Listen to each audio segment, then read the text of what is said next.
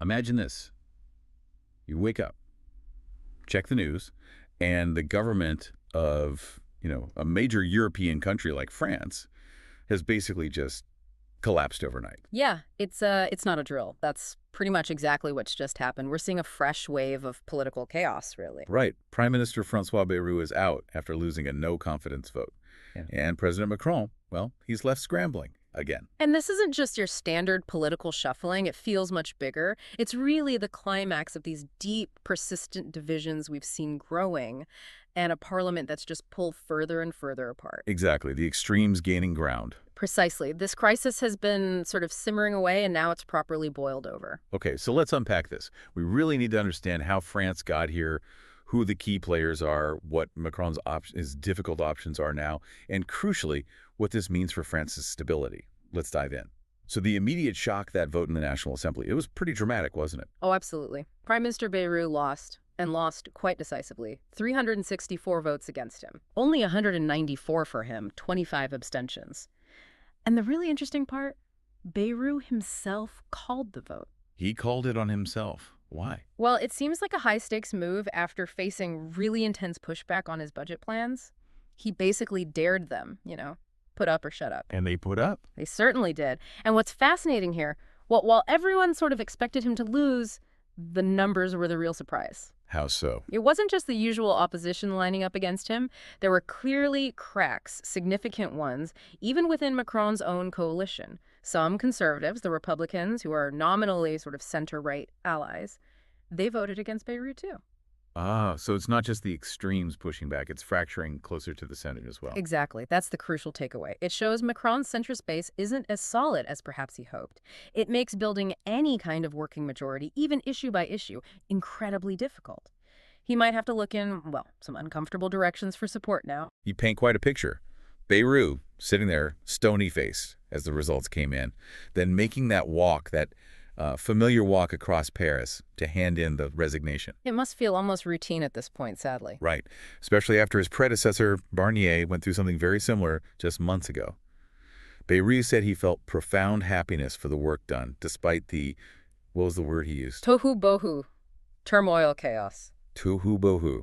Yeah, that really seems to capture the mood of French politics right now, doesn't it? It absolutely does. And as you said, we've seen this exact scenario play out very recently. Michel Barnier lasted, 3 months? Ousted last September. 3 months. Incredible. It really underscores that this isn't just bad luck or poor choices in prime ministers. It points to a deeper systemic issue with governance right now. The structure itself is struggling.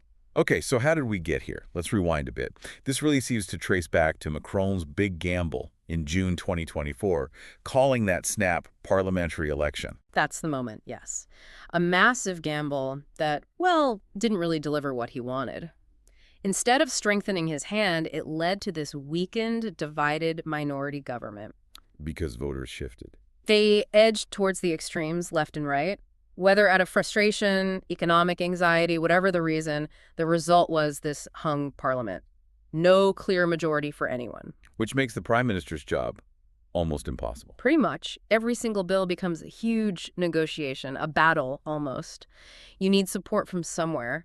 And in this fragmented assembly, finding that reliable support is incredibly hard. And just to clarify for everyone listening, especially if you're not steeped in French politics, remember the roles here. Macron, the president, is head of state, elected directly, deals with the big picture, foreign policy, defense. Right. Sets the overall direction. Whereas the prime minister, Bayrou until yesterday, is head of government. Appointed by the president, runs the day-to-day stuff, but, and this is key, needs the confidence of the parliament. Exactly. And that's why they can be ousted by a no-confidence vote, which is precisely what happened.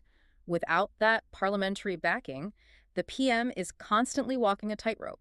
So this vote, it's not really resolving anything, is it? It's just highlighting the deadlock. That's it, exactly. It's a symptom of this bigger structural problem. The system wasn't really designed for this level of fragmentation. Leading up to the vote, the atmosphere in the National Assembly must have been electric. You said all the opposition leaders had basically ruled out supporting Bayrou. Absolutely. The writing was on the wall, but their reactions afterwards, I think, tell us a lot about the bigger picture, this deep polarization. Okay, let's break that down. What are the key factions saying? Start with the far right, Marine Le Pen's National Rally.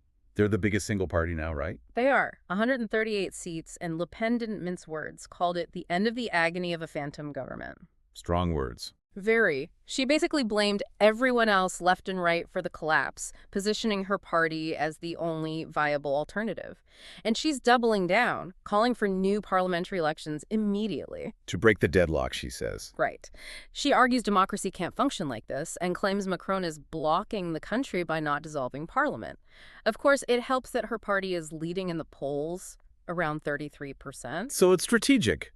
Eyes on the 2027 presidential election. Absolutely. New parliamentary elections now, with her polling well, could give her party huge gains, maybe even a majority, setting her up perfectly for 2027. It's a calculated move. There's also that court case hanging over her, right? The embezzlement appeal? Yes, that's another factor. A conviction could potentially affect her eligibility to run, so the timing of everything is, well, quite complex for her, too. Okay, so that's the far right. What about the other side, the far left?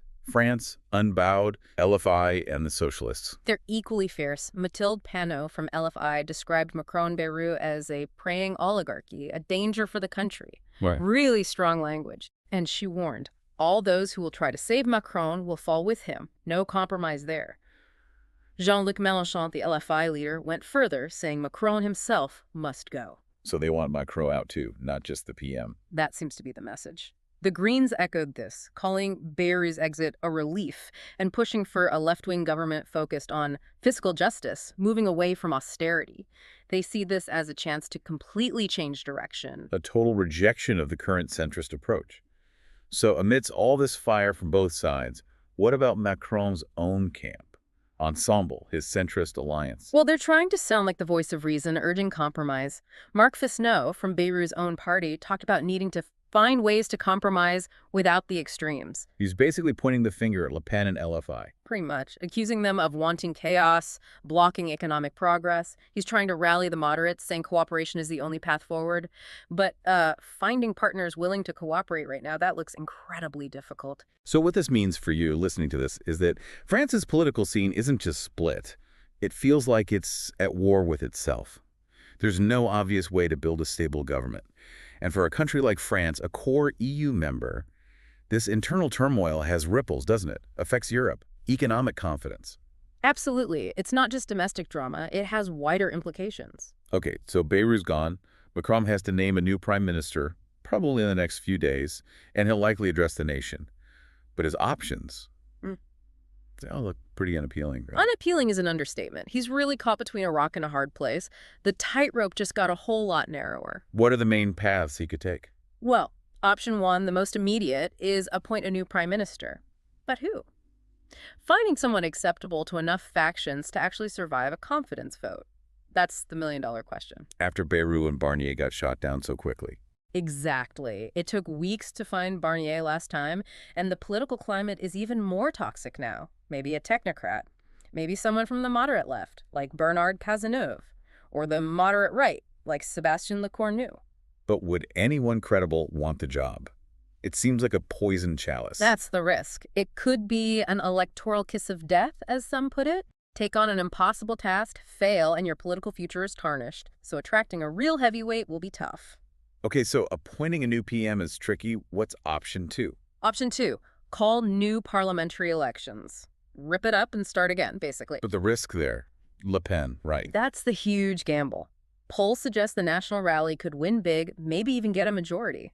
That would force Macron into an even more difficult cohabitation with a far-right government. Which would send shockwave through Europe. Absolutely. Yeah. It could destabilize France domestically and weaken its position internationally. A massive risk. And the third option, calling a presidential election. That seems vanishingly unlikely. Macron can't run again in 2027 anyway, and he's repeatedly said he will not step down early.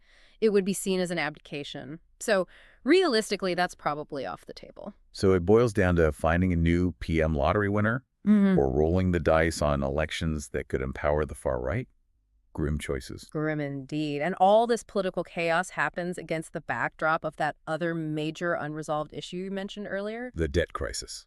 Exactly. Political analyst Alexandra Kushner made the point This vote doesn't fix the hung parliament, and it certainly doesn't fix the ongoing debt crisis. Barou himself mentioned it in his final words, didn't he? The enormous pile of debt. He did, and his budget, the one that caused all this fuss, was supposed to start tackling it with austerity measures. France's debt is huge, over 110% of GDP.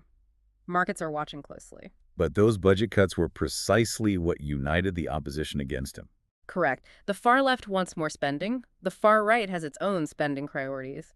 Finding consensus on painful but arguably necessary economic reforms in this parliament, it seems almost impossible.